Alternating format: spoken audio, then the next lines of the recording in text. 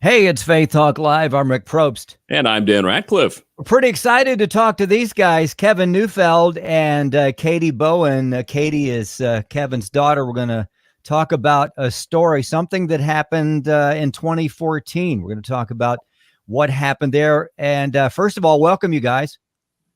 Thank you. Good to be here. Yep, happy to be here.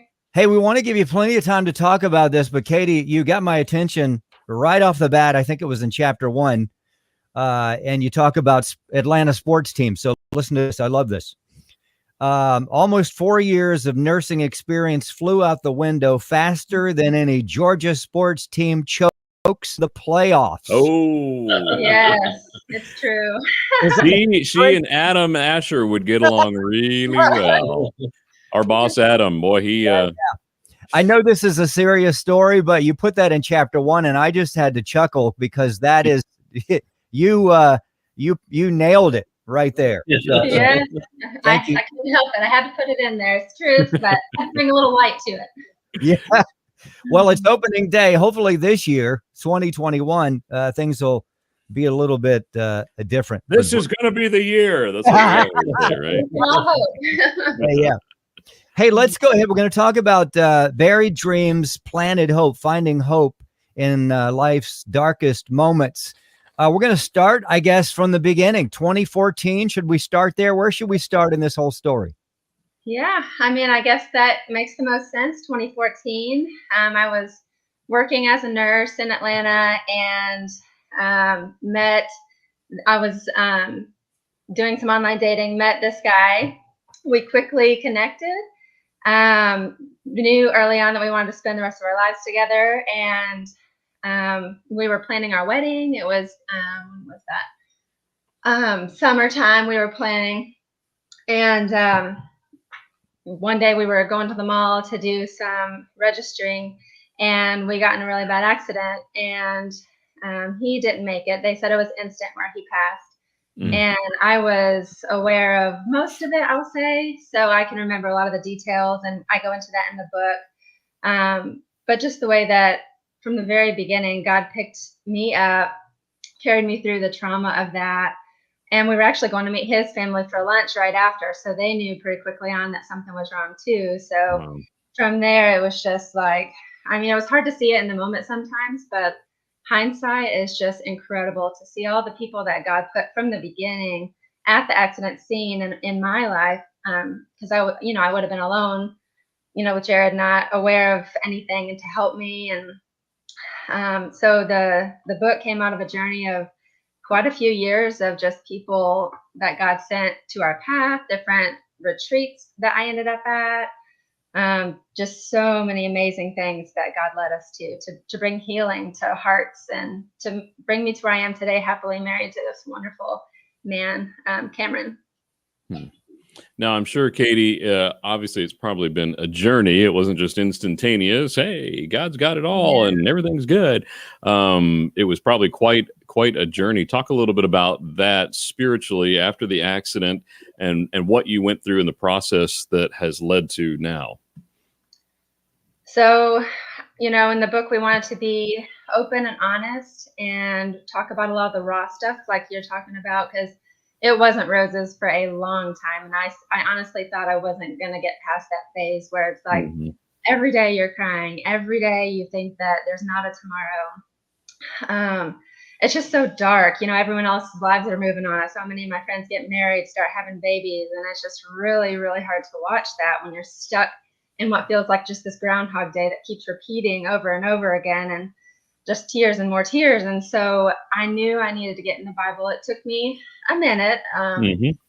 Of course, it was not instant. I was like, well, I know Psalms is full of comfort and wonderful truths. So I started there because it was an easy read for me, because when you're going through heavy stuff like that, it's just really hard to really hunker down and get into something super deep. So I started in Psalms and just I would sit at the table for hours on end and just kind of read and highlight and look up really the depth of what things meant, at a pace that I could handle. And that's kind of where I started. And I was living in my parents' basement, so I kind of had space to myself, but they were nearby. So I would always kind of have Christian music on, listened to a lot of the artists that I knew and loved from over the years. Many of like the hymns that I grew up hearing in my dad's church became such a comfort. And truths that I'd heard my whole life just started making sense. You know, I'd heard these lyrics for years, and now I'm just like, man, they make so much sense now, hearing these stories of people writing the hymns and what they went through, and it just really resonated, you know. And that's something that was really special, that God led me to the first couple people who had also lost fiancés. And that was another facet that was really hard, because a lot of people are, you know, losing husband, wives. There's some boyfriend, girlfriend that I heard about, but never fiancés. So that was another really cool facet, that I was able to meet someone that lived clear across the country through a mutual friend who had been praying for me. And she has been one of the brightest lights to me, because she had lost a fiance. And, you know, she kind of helped me through the process. You know, you're not going crazy. You know, this is expected, and it's just you processing the loss. And I kind of started seeing a counselor. Even today, I feel like counselors are helpful for everyone, because there's so much stuff. But yeah, she helped me to see kind of red flags, you know, when I would start to kind of shut down and get like a flat affect, and, you know, you need to dive more into this, and, you know, work a little bit on this, because I see you going down this path and that's not so healthy. But generally, I'd say, you know, the pace is individual to everyone, really. But my family helped a lot. My parents were big supports during that time too. What else? Let's see. I went to, like I said, some retreats, and just people that helped to shift my thinking. It was all about perspective shift, because you can live in that darkness and never come out. But people that would, you know, show me where justice would be found, because that was a big thing I struggled with, is the justice would never come through the court system, which we were in for a year after the accident. And the justice was continuing on, sharing our story, sharing what's really God's story, what he's doing through me to heal my heart, and, you know, to move me forward. So I'm not living in this darkness forever. So it was just, you know, it was quite a journey. It wasn't always pretty, but it was, you know, very necessary to go through that raw, just grief. Yeah. Katie Bowen telling her story with her dad, Kevin Neufeld, and the book is called Buried Dreams, Planet Hope. It was released in 2019. You can find it on Amazon. I found it this morning. In fact, I was reading it there, and it's quite a story. We can't obviously cover all the details, but you really need to read the details, because it's a journey that folks go through, and it's encouraging. And no doubt there are still challenges. And thank God that you are still seeing, you know, counselors and just, you know, relying on the Psalms. Thank God for the Psalms. Amazing word of God. Kevin, share just a little bit about you being the dad, and of course, loving your daughter, and thank God she's alive. But how did you help walk her through all this? You kind of being from the outside looking in. Immediately, we had moved her into our basement because we wanted her to be close. We checked on her often, regularly, went down there. If we, you know, didn't hear her, didn't see her, we'd go down and check on her. I can verify that many times I went down there and found her with her Bible, with the music on. Other times, the one that I really remember was going down there, and the shower was going. She was in the bathroom, and I could tell just by the sound that she was laying on the floor in the bathroom sobbing. That was a low point for me. Because you realize there's nothing you can do to change the circumstances. There's nothing you can do to relieve the pain. Except just be there. We learned the hard way what to say and what not to say. You know, you don't ask. I did a few times, but learned hopefully pretty quickly. You don't ask, you know, are you having a good day? she lived in much shorter time increments than that. Hmm. But we found ourselves as a family. I've been in ministry for years, and we'd all been busy with our lives, but we found ourselves in the living room, sitting, just enjoying each other's presence more as a family, and found ourselves laughing through tears and crying through laughter. It was the strangest thing, but it's one thing we say in the book a lot, and that is joy and sorrow are not mutually exclusive. Mm-hmm. You can have great joy and great sorrow at the same time, and it's part of the process. But yes, I was concerned. She started driving 2 weeks after her accident, which to me was amazing. Wow. She had a long drive to work. She suffered from PTSD. It was the times when I wasn't around that I was most concerned about. She would tell me about times when she would be driving down the road and crying so hard she, had a hard time seeing and having the dash or whatever. And I begged her, said, please pull over if it ever gets that bad. Don't, but don't drive that way. So, and then to to be there and remind her that, God hadn't lost sight of her. I guess one of the things that really stood out to me at that time was the story of Hagar in Scripture, where through no fault of her own, she finds herself out in the wilderness with a young child that she has no way to take care of. Mm-hmm. And I think the story of Hagar is not that God sees. I think the story of Hagar is that she saw that God sees. Hmm. And that's what Katie needed. It was never God saw the entire process. He was there before that day started. There's a lot of stories that we could tell about that. He was with her the entire time, and he'll be with her, past when she's in this process. But just to know that he's there and to see that he's there. But she didn't tell you about her PTSD, and she may, I don't know if we have time for that, but she went, I think, 7 months probably having nightmares every night of somebody in the family getting killed, somebody that she loved dying in some strange way. Yeah. Wow.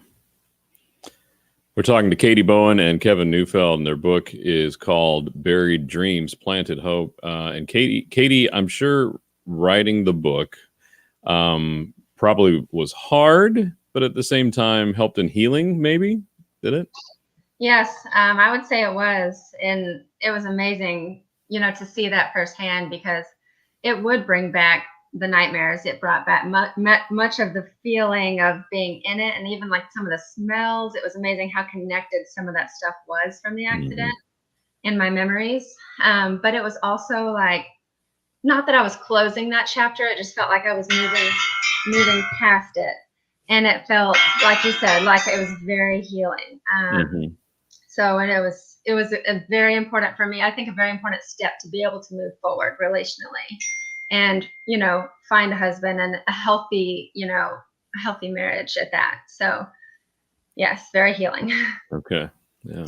Katie Bowen telling her story. Her dad, Kevin Neufeld, the book is on Amazon. You can check it out. Buried Dreams, Planted Hope, Finding Hope in Life's Darkest Moments.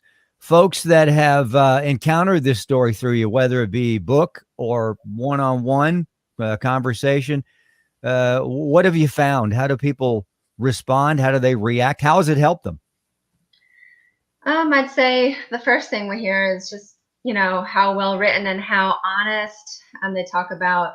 I've heard about much of the raw stuff that we talk about, and just thankful because a lot of times you'll see writing that doesn't really go into a lot of just the details like that. And I feel like people feel seen, like not alone. That's what I've heard. What are some of the things? We have heard from a lot of people that had different kinds of losses.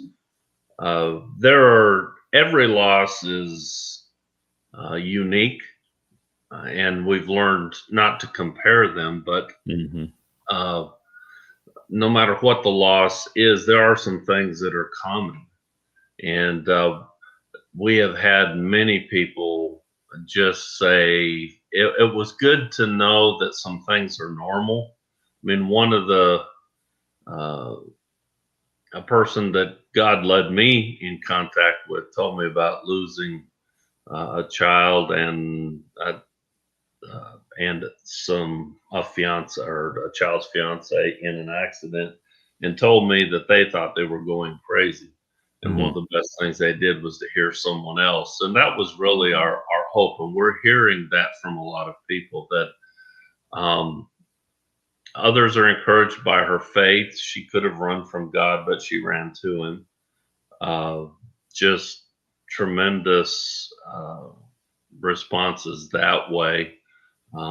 Her now husband's family read the book and began to hand it out. That's happened a number of times. People buy the book and then pass it on to others after reading it because they think it'll help. Kevin, real quick, how was it? I mean, obviously it was a spiritual journey for Katie, but then also for you as the dad trying to help her is probably kind of a different spiritual journey. Talk about real quick that spiritual journey for you of walking through this.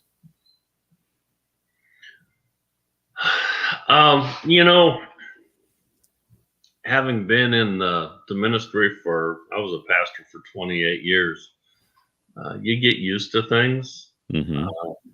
And you find yourself now having to live a lot of your old sermons echo in your ears. How many times that I said, God's not a vending machine to insert the proper denomination of coins and press the button and get what you want. Now I was living it. And, a lot of times and I believe God rewards, but it may not, there are twists and turns in life that just are unexplainable. But to think that we have some kind of deal with God, that because we serve him or try to do what he wants, that he's going to somehow make our life easier, that really, if sometimes it seems like that would make a lot of sense, that would be our Christian testimony, but it sure wouldn't connect with the hurting world around us. And so for me, it was, it deepened my faith. It shook some things off that maybe I once thought were so, that, Hebrews talks about the things that God shakes so that it will reveal the things that cannot be shaken. And so your faith is tested, but I've come to see that trials are opportunities, and we've lived that out, and we grow in these. We don't grow in the good times, at least I don't. I think we grow in the tough times. Yep. Katie Bowen, her dad, Kevin Neufeld, talking about the book, the experience that Katie went through, and put it down on paper. They both wrote this together. Buried dreams, planted hope, finding hope in life's darkest moments. We got to go to a break here in about 90 seconds or less. Katie, what's next for you? Well, we've had many people encourage us to write a second book, and there's a lot to say. But I think it'll end up being, just kind of an excerpt of like what God has done since then, because a lot has happened since then. A lot more healing, a lot more progress, a lot more book opportunities, a lot more just sharing our story and seeing healing in other people's lives that God is bringing about. So there's a lot to write. So that's, I think, next on the agenda for me. And her new husband is an IT professional and is very supportive. And I think we hope to be able to develop a go-to website with resources for those who, may know someone that's had a loss or someone that is in grief. A place where they can get encouragement, maybe some blogging, some book resources, and so forth. So we think that's probably coming along with an epilogue to the book. Awesome. Katie Bowen, Kevin Neufeld, the book is called Buried Dreams, Planted Hope, Finding Hope in Life's Darkest Moments. We barely scratched the surface, so pick up the book and read it and find out more about the story. The website's there. Thanks, Dan. PlantedHope.com. Guys, thank you so much. Blessings to you. Thank you for sharing. Thank you. We enjoyed being here. Would love to talk to you again. We'll be right back. I'm Rick Probst. And I'm Dan Ratcliffe. This is Faith Talk Live.